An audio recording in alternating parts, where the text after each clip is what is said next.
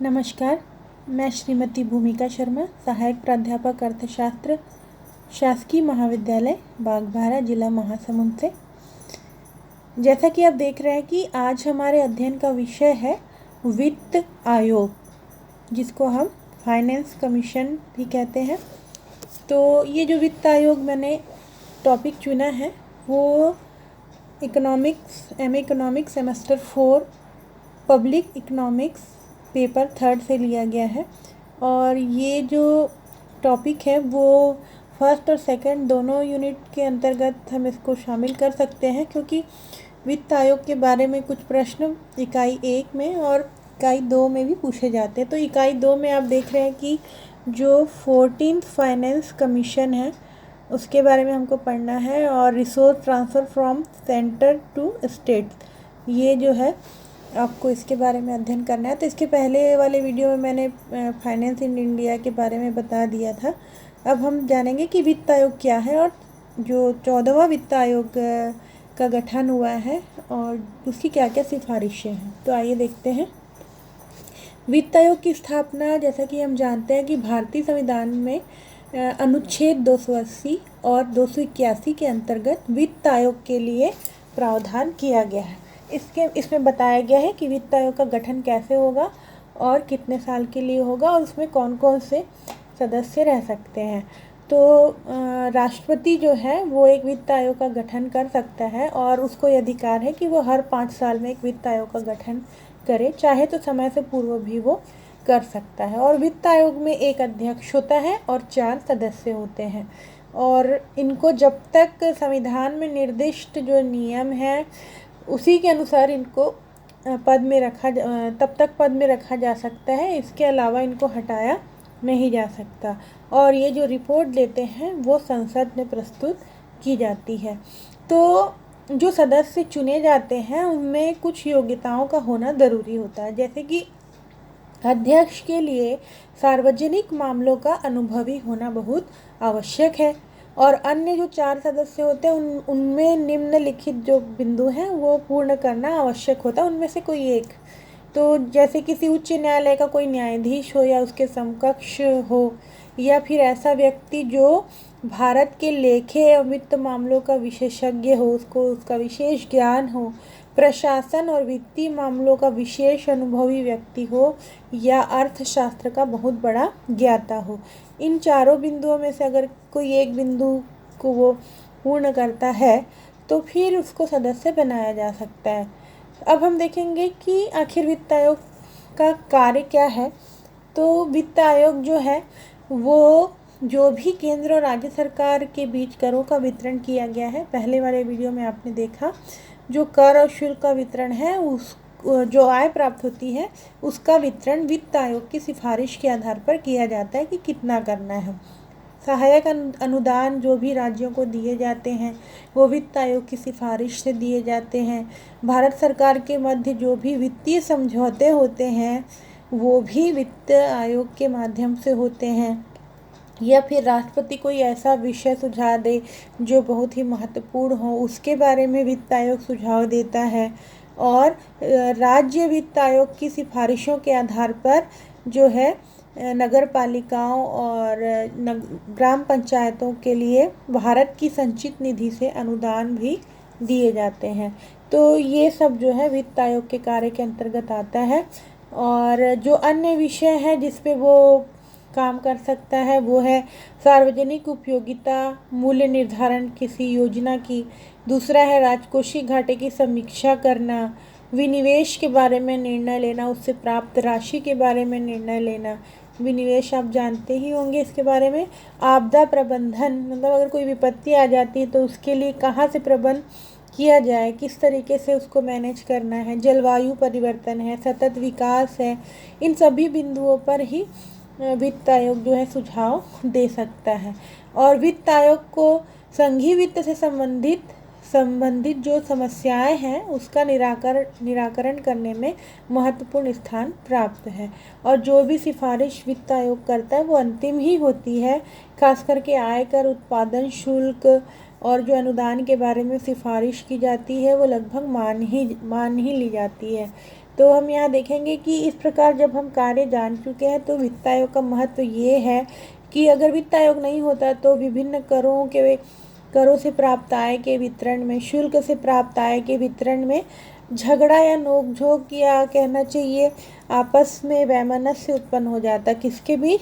केंद्र सरकार और राज्य सरकार के बीच। तो ये एक ऐसा निर्णायक की भांति काम करता है जो न्यायोचित रूप से करों और शुल्कों का या जो भी अनुदान दिया जाता है उसका विभाजन करता है, और इसके लिए वो ये कोशिश करता है कि देश का विकास भी हो, संतुलित विकास हो, कोई क्षेत्र पिछड़ा ना रह जाए।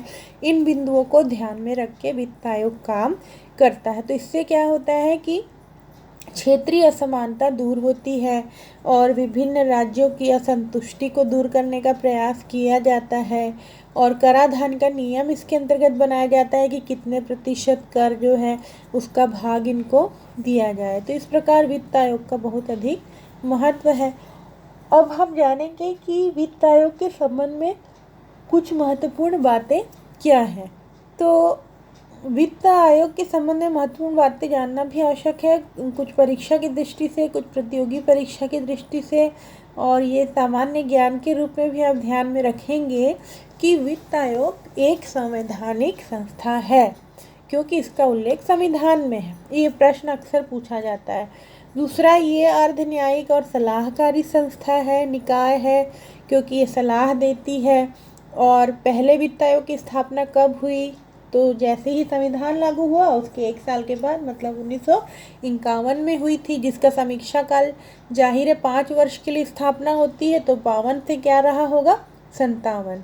तो पहला समीक्षा काल पंचायत काल था इसका, 1952 से 1957। और ये भी याद रखने वाली बात है कि भारत में पहले वित्त आयोग के अध्यक्ष कौन थे? श्री के.सी. नियोगी। इनका पूरा नाम था क्षितिज चंद नियोगी।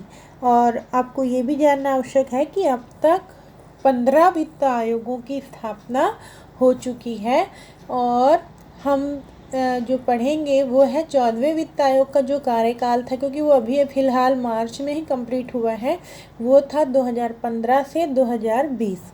और इसके अध्यक्ष रहे हैं वाई.वी. रेड्डी जी। और हम जानेंगे कि 15 जो वित्त आयोग की स्थापना हुई थी वो 22 नवंबर 2017 को हुई थी। तो ये डेट भी महत्वपूर्ण है। और 15वें वित्त आयोग के अध्यक्ष रहे हैं श्री N.K. सिंह जी।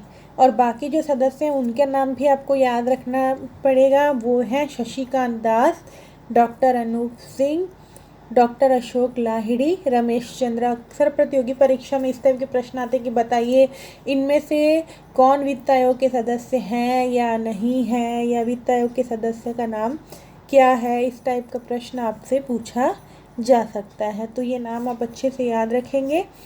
अब हम देखेंगे, क्योंकि हमारे सिलेबस में 14वें वित्त आयोग के बारे में दिया गया है, तो हम इसका थोड़ा सा गहन अध्ययन करना हमको ज़रूरी हो जाता है। तो सबसे पहली बात, इस वित्त आयोग के अध्यक्ष श्री वाई.वी. रेड्डी, सचिव श्री अजय नारायण झा। और इसने अपनी रिपोर्ट कब भेजी थी, सौंपी थी? 14 दिसंबर 2014 को। और बाकी अन्य 4 सदस्य हैं सुषमा नाथ, गोविंदा राव, डॉक्टर सुदीप्तो मंडल और अभिजीत सेन। तो ये नाम आप लोगों ने सुने ही होंगे। और इसकी जो पंचायत अवधि थी, इसका जो कार्यकाल था वो था 1 अप्रैल 2015 से 31 मार्च 2020। और ये भी आप ध्यान में रखेंगे कि जो भी आंकड़े आधारित हैं उसका आधार वर्ष है 2014 और 15। मतलब जो भी मूल्य दिए गए हैं उसकी वैल्यू जो है वो 2014-15 के मूल्यों पर आधारित है। हाँ, तो आप देख सकते हैं ये थे हमारे गवर्नर, भूतपूर्व गवर्नर थे और 14वें वित्त आयोग के अध्यक्ष श्री वाई.वी. रेड्डी। तो इनका चेहरा भी पहचानना आपको ज़रूरी है। तो ये था इनका 14वें वित्त आयोग का जो परिचय था। अब हम जानेंगे कि इनकी सिफारिशें क्या क्या थी। तो इनका जो विभिन्न राज्यों के बीच कर आवंटन का पैमाना होता है, वो कुछ पैमाना मैं आपको समझाना चाहूँगी जो आप एकदम दिमाग में बैठा लें कि जो आवंटन होता है या कर की राशि का जो वितरण होता है वो जनसंख्या के आधार पे जब होगा तो वो 1971 की जनसंख्या के आधार पे होगा, और 1971 की जनसंख्या जितनी थी उसके आधार पे करों का वितरण होगा, और उसको 17.1% भार दिया गया है। माने उस आधार पे जो वेटेज मिलेगा वो 17.1% मिलेगा। दूसरा, क्योंकि 71 के बाद जनसंख्या बदली, कितनी बदली, इसलिए जनसांख्यिकी बदलाव को 10% भार दिया गया है। तो ये दूसरा तरीका हुआ, पहले तो जनसंख्या, दूसरा 10% भार, और तीसरा है आय की असमानता कितनी है। जिस राज्य में आय की असमानता जितनी होती है उस आधार पे उसको 50% तक भारांक जो है वो दिया गया है, और क्षेत्रफल के आधार पर 15% भारांक, वेटेज जिसको कहते हैं, और वन आवरण का भारांक जो है वो 60.5% है। तो जितने भी आयकर प्राप्त हो या जो भी कर प्राप्त होता है या शुल्क प्राप्त होता है, जहाँ से भी आय प्राप्त होती है उसका बंटवारा करने में किसको ज़्यादा देना है किसको कम देना है, ये इनके जो भार जमा होते हैं भार के आधार पे ही इनको वितरण किया जाता है। अब यहाँ पे आप देख सकते हैं परसेंटेज के रूप में ये जनसंख्या है, येलो वाला पार्ट जो है, जो रेड वाला है वो कहना चाहिए जनसंख्या का है, और 50% वाला है आय की असमानता का, येलो वाला भाग जो है, और 15% क्षेत्रफल है, और 7.5% वन आवरण के आधार पर। मतलब ये टोटल आय है, इतनी आय को इस तरीके से बांटा जाता है, कितना कितना किसको किस आधार पे देना है। तो ये जो सर्कल है, जो पाई डायग्राम बनाया गया है, वो टोटल इनकम को दर्शाता है, जिसका बंटवारा राज्यों में इतने आधार पे किया जाता है। अब हम देखेंगे कि जब राज्यों के बीच करों का आवंटन होता है तो वो दो तरीके से होता है। एक होता है लंबवत वितरण। लंबवत वितरण के अंतर्गत केंद्र अपने द्वारा लगाए गए और वसूले जाने वाले करों का वितरण करता है। मतलब जो कर केंद्र सरकार लगाती है और जो कर केंद्र सरकार वितरित करती है, उसके बारे में हम लंबवत वितरण में अध्ययन करेंगे। तो ये कौन कौन से कर होते हैं? निगम कर होते हैं, सेवा कर, आय कर, उत्पाद शुल्क, सीमा शुल्क, एसटीटी कहते हैं जिसको। ये जो है इन करों का अब ये अनुशंसा की गई है, ये आप एकदम ध्यान में रखेंगे, ये पॉइंट एकदम ध्यान में रखेंगे कि केंद्र द्वारा लगाए गए करों से जो राशि प्राप्त हो गई उसका 42% राज्यों को दिया जाएगा। किस आधार पर दिया जाएगा वो पीछे वाले सर्कल से स्पष्ट है। तो जितनी भी राशि है उसमें से 42% आय का वितरण कर दिया जाएगा राज्यों को, बाकी जो है वो केंद्र सरकार के पास रहेगा। तो बाकी कितना बचा? 58% केंद्र सरकार रखेगी और 42% जो हिस्सा है वो राज्यों को दे दिया जाएगा। फिर है कि जो कर केंद्र सरकार लगाती है और राज्य सरकार वसूलती है, इसी के अंतर्गत लंबवत वितरण में जो कर केंद्र सरकार लगाती है लेकिन उसको राज्य सरकार वसूलती है, उसमें राज्यों की हिस्सेदारी नहीं होगी कुछ हद तक। तो कौन कौन से बिंदुओं में नहीं होगी? तो स्टाम्प शुल्क और शराब, सेवा कर सीएसटी, केंद्रीय बिक्री कर जिसको कहते हैं, सेस है और सरचार्ज है। तो सेस और सरचार्ज के बारे में आप जानते ही होंगे कि ये विशिष्ट प्रकार के कर लगा दिए जाते हैं। सरचार्ज मतलब टैक्स के ऊपर जब टैक्स लगा दिया जाता है, जिसको उपकर भी कह सकते हैं। तो ये सभी के सभी जो हैं इनसे प्राप्त राशि राज्यों को नहीं दी जाएगी इनके इस वित्त आयोग के सिफारिश के आधार पर। फिर दूसरा है क्षैतिज वितरण। केंद्र सरकार जो कर लगाती है राज्यों में, उसका हिस्सा जो है वो निम्न बिंदुओं को ध्यान में रखकर दिया जाता है। तो मैंने पहले ही बता दिया था कि जनसंख्या को 17.5% जो भी कर बांटे जाएंगे वो निम्न बिंदुओं के आधार पर बांटे जाएंगे। तो ये क्षैतिज वितरण कहलाता है, और जो हिस्सा तय कर दिया गया है वो लंबवत वितरण कहलाता है। जिस आधार पे वितरण होगा वो क्षैतिज वितरण है, और जो परसेंटेज डिसाइड कर दिया गया है वो लंबवत वितरण है। तो ये भी आप देख चुके हैं कि प्रति व्यक्ति आय 50%, क्षेत्रफल के आधार पे 15%, वन क्षेत्र के आधार पे 7.5%। तो ये हो गया लंबवत और क्षैतिज। फिर है अनुदान। अब अनुदान भी मिलता है राज्यों को उनकी परिस्थिति के आधार पे। तो 14वें वित्त आयोग में जो ग्रामीण और शहरी निकाय हैं, जिसको हम ग्राम पंचायत, नगर पालिका, नगर निगम कहते हैं, उनके लिए विशेष अनुदान की व्यवस्था की गई है। केंद्र सरकार ने 2.87 लाख करोड़ रुपए राज्य सरकार को देने का निर्णय किया है। और राज्य सरकार की हिस्सेदारी जो है, मतलब किस राज्य को कितना मिलेगा, तो 90% उनकी जनसंख्या के आधार पर मिलेगा और 10% उनके क्षेत्रफल के आधार पर मिलेगा। मतलब जितनी भी राशि है उसमें से जो उनको दिया जाएगा वो 90% उनकी जनसंख्या को देखते हुए और 10% उनके क्षेत्रफल को देखते हुए दिया जाएगा। तो यहाँ दोनों में कंफ्यूज होने की ज़रूरत नहीं है। पहले मैंने क्षैतिज वितरण में 1971 की जनसंख्या के बारे में बताया है, वो इससे अलग है।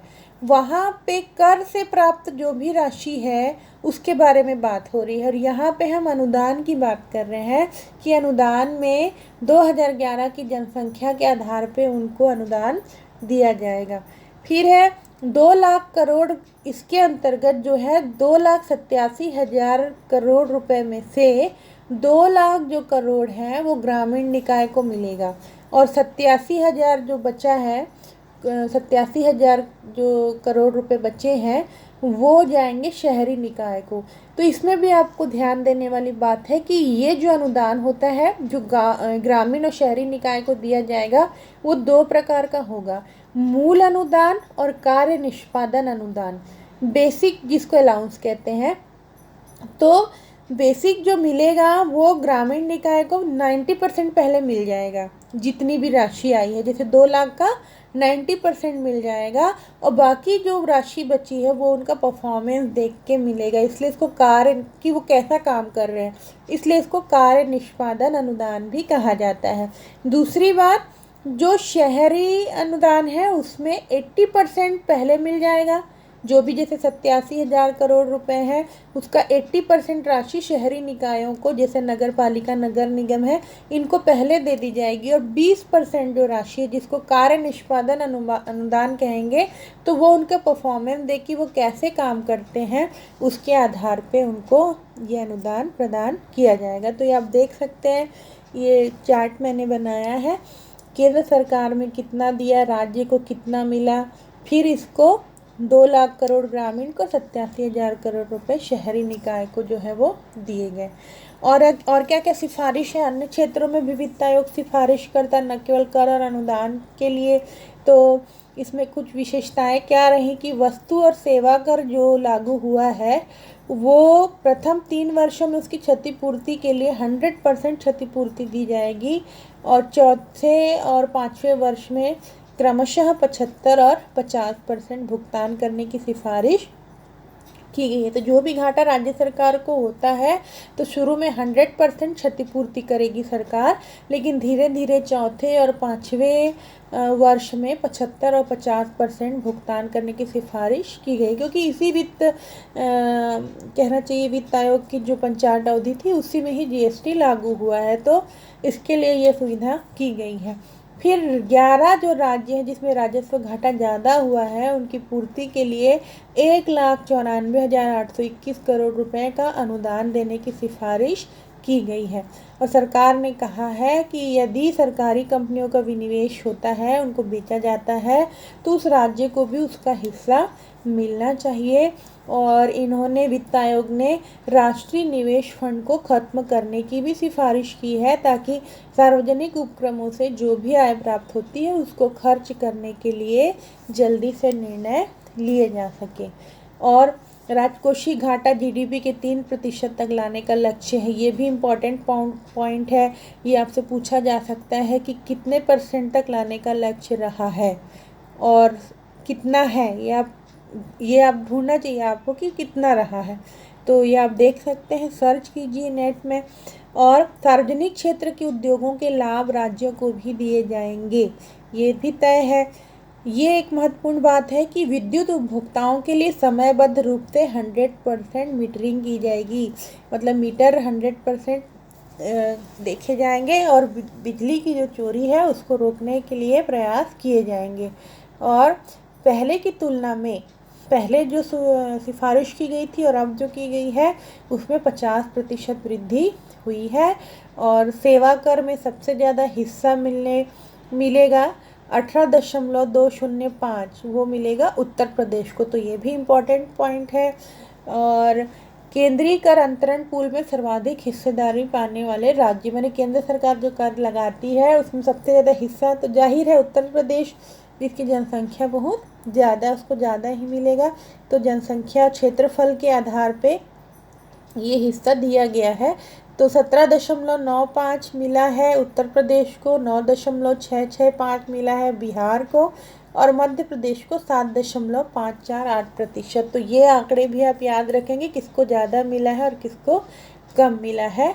और इतना ही है वित्त आयोग के बारे में। तो जब भी प्रश्न आता है कि वित्त आयोग की क्या सिफारिशें रही, तो आप एक एक बिंदु को ध्यान से लिखेंगे। Thank you.